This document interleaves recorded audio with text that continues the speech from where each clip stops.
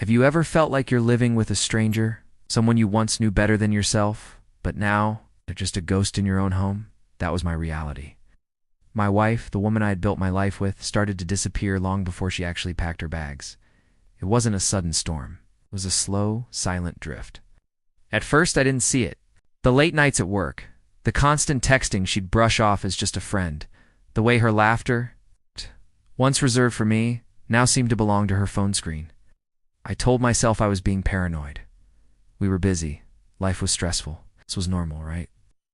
But deep down, I knew something was fundamentally broken. The connection we once had, that effortless spark, was gone, replaced by a polite, hollow distance. I tried to bridge the gap.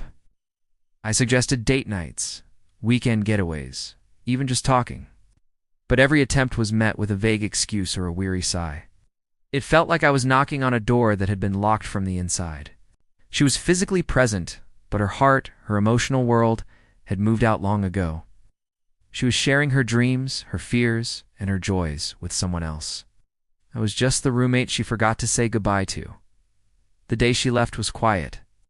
There was no big fight, no dramatic showdown, just a note on the kitchen counter next to her wedding ring. It said she was sorry, that she hadn't been happy for a long time, and that she needed to find herself again. The silence she left behind was deafening. It was filled with all the words we never said, the questions I was too afraid to ask, and the truth I had avoided for months. Her emotional world had been outsourced. She had found a confidant, a cheerleader, a connection elsewhere, and in doing so, she quietly dismantled our marriage, piece by piece, until there was nothing left to save. It was a betrayal without a single touch, a heartbreak conducted through text messages and secret phone calls. Looking back, I see the red flags I ignored. The emotional distance isn't just a phase. It's a symptom. For anyone going through something similar, don't let the silence fool you. It's often louder than any argument. If you feel that drift, address it, talk about it, seek counseling, fight for your connection before it slips away into someone else's hands.